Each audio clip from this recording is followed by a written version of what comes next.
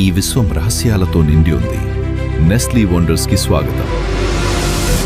ఇప్పుడు మీ కాళ్ల కింద ఎక్కడో చాలా మానవ భవనాల కంటే పెద్ద నగరం నిర్మాణంలో ఉంది.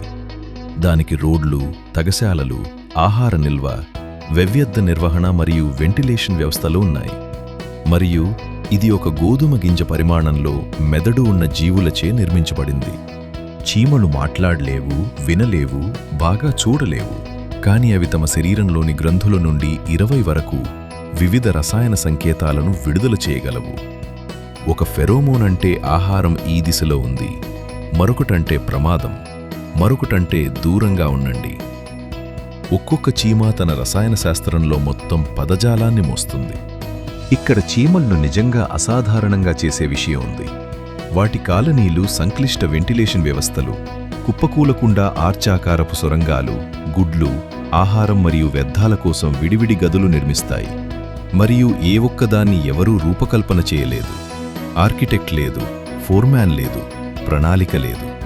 ప్రతి చీమ సాధారణ రసాయన నియమాలను అనుసరిస్తుంది మరియు కలిసి అవి అసాధ్యమైన సంక్లిష్టమైన దాన్ని సృష్టిస్తాయి. భూమిపై అంచనా 20 క్వాడ్రిలియన్ చీమలున్నాయి. అది 15 సున్నాలతో కూడిన 20. భూమిపై ప్రతి చీమను తూకం వేస్తే అవి జీవించిన ప్రతి మానవుని కంటే ఎక్కువ బరువుంటాయి.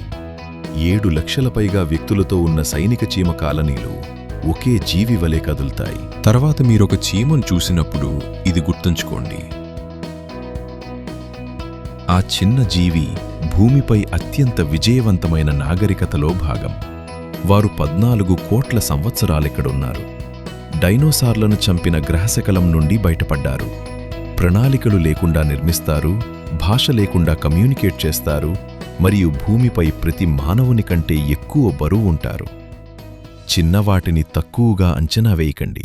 ఈ ప్రపంచం మనం ఊహించిన దానికంటే చాలా విచిత్రంగా ఉంది. మరో రహస్యం వేచి ఉంది. తదుపరి అద్భుతం నిన్ను వెతుకుతూ వచ్చే వరకు.